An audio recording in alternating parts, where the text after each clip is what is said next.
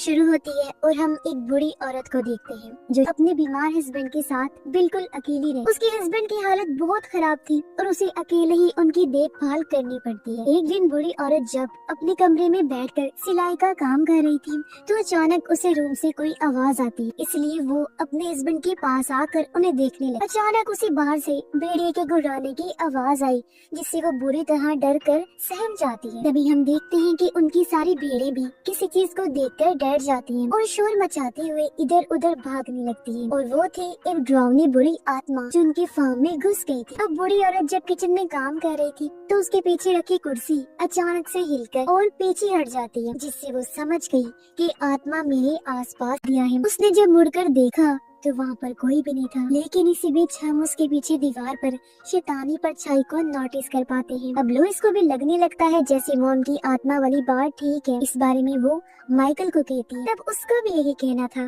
कि अब मुझे भी इस बात पर यकीन होने लगा है। और वो लुइस को उस रात के बारे में बताने लगता है जब उसने अपनी मॉम को हवा में उड़ते हुए देखा था। कुछ देर बाद जब दोनों घर के अंदर आ गई तो उन्हें बाहर किसी की मौजूदगी का एहसास हुआ, जिसके साथ ही उन्हें कोई चीज खुरचने की आवाज भी आती है। उन्होंने जब बाहर देखा तो वहाँ चर्च के फादर थे, मगर इस बार उनकी आंखें पूरी तरह सफेद हो गई थी। इसे दोनों समझ जाते हैं ये फादर नहीं बल्कि आत्मा है। इसने फादर का रूप लिया हुआ है क्योंकि वो किसी का भी रूप ले सकती है। अब इनका पड़ोसी लुइस और माइकल की मदद करने के लिए कॉल करता है। लुइस ने कॉल उठाई तो थी मगर वो बंद हो गई। पर तभी हम देखते हैं कि वो आत्मा अब पड़ोसी पर हमला करने वाली है क्योंकि वो इनकी मदद जो करना चाहता था। आत्मा लुइस के रूप में पड़ोसी के घर आ जाती है और उसके सामने वो अपने जिस्म पर और चेहरे पर कट्स लगाने लगती है चाकू से। उसे देखते ही पड़ोसी भी समझ गया कि ये असली लुइस नहीं है। अब आत्मा पड़ोसी के पास आकर कान में कुछ कहने लगती है, जिसके अगले ही पल पड़ोसी शूट करके अपनी जान ले लेता है। यानी इस तरह ये आत्मा किसी भी इंसान को अपने वश में करके अपनी जान लेने पर मजबूर करती है, जैसे पहले उसने उनकी मॉम के साथ किया और अब पड़ोसी के साथ भी।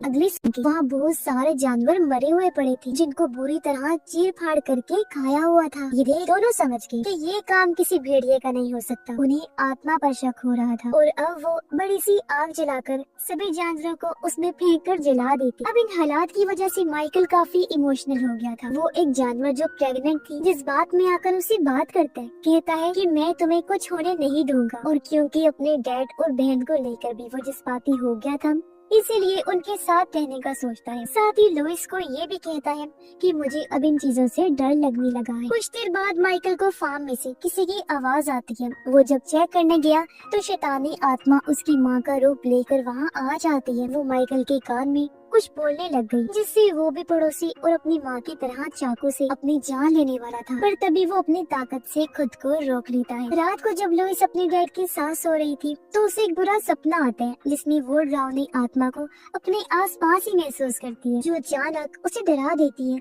और अब जब जाकर उसने अपने साथ चेक किया तो उसके डैड वहाँ नहीं थे बल्कि वो तो छत से चिपके हुए, जिससे वो काफी घबरा गई और अब चीखते हुए उसकी आँख खुल जाती है। यानी ये भी उसका बुरा सपना था। सुबह जब हुई तो माइकल उसे कहीं दिखाई नहीं देता। वो उसे हर जगह ढूंढने लगा। असल में वो अपनी जान बचाने के लिए अपने डैड और बहन को छोड़कर भाग गया था। और अब इस बारे में जानकर लुइस को काफी बुरा लगता है। तभी लुइस से मिलने पड़ोसी की पोती आती है। वो लुइस को उसके मौत के बारे में बताकर कहती है कि तुम्हारे डैड गल सड़ रहे हैं। ये सुनकर लुइस समझ जाती है कि ये असली पड़ोसी की पोती नहीं है बल्कि इस बार भी आत्मा रूप बदलकर उसके पास आई है और वो लुइस को परेशान करने लगी। उसे नजरअंदाज करके लुइस माइकल को फोन करती है। जिस बीच यहाँ डैड की नर्स भी आ। दोनों बहन भाई की बहस चल रही थी कि तभी नर्स एक नोकदार चीज अपने गाल में घुसाने लगी। ये देख लुइस घबरा गई। वो उसे रोकने जाती है लेकिन नर्स ने उसे बेहोश कर दिया था और अब वो अपनी नाक और जिस्म के अलग अलग हिस्सों में औजार घुसाकर बेरहमी से अपनी जान ले लेती है। उधर माइकल जब अपनी वाइफ और बच्चों के पास आया तो ये देख वो पूरी तरह टूट जाता है कि उसकी फैमिली के सभी लोग मारे गए हैं। तो अब दुखी होते हुए माइकल गर्दन काट कर अपनी जान भी ले लेता है। लेकिन मरते हुए उसने देखा कि उसकी फैमिली तो जिंदा है और ये सब उस आत्मा की साजिश है कि माइकल की भी जान चली जाए। लुइस जब अपने डैड के पास थी